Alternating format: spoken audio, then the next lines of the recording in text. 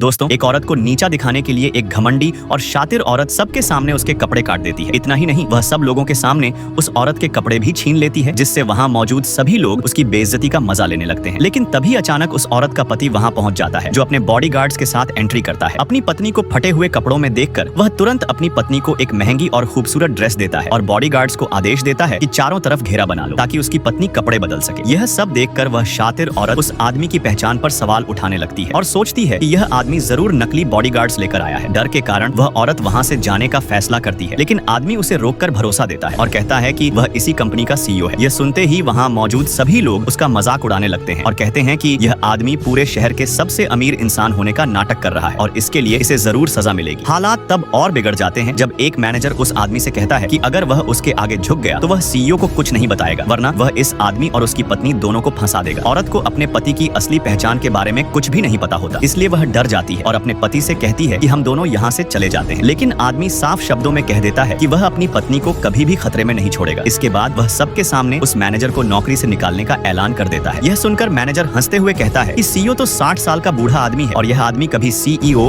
हो ही नहीं सकता। अपनी पहचान साबित करने के लिए आदमी एक गुप्त प्रोजेक्ट का जिक्र करता है, जिसके बारे में सिर्फ कंपनी के वरिष्ठ अधिकारियों को ही जानकारी थी। यह सुनते ही मैनेजर बुरी तरह घबरा जाता है, लेकिन पास खड़ी शातिर औरत कह देती है कि यह प्रोजेक्ट तो 1 घंटे पहले ही सार्वजनिक किया जा चुका है। यह सुनकर मैनेजर फिर से घमंड में आ जाता है और शातिर औरत की माँ भी आदमी से तुरंत माफी मांगने को कहती है, वरना वह सीईओ से शिकायत करके उसे बर्बाद करवा देगी। यह सब देखकर औरत अपने पति का हाथ पकड़कर वहाँ से भागने की कोशिश करती है, लेकिन वहाँ मौजूद सभी लोग दोनों को रोक लेते हैं और कहते हैं कि आज इन्हें इसकी कीमत चुकानी ही पड़ेगी। लेकिन तभी वहाँ एक वरिष्ठ शेयर होल्डर आता है। वह धीरे धीरे आदमी के पास जाता है और सबके सामने उसे बॉस कहकर बुलाता है। यह सुनते ही वहाँ मौजूद सभी लोग हैरान रह जाते हैं। Subscribe for next part.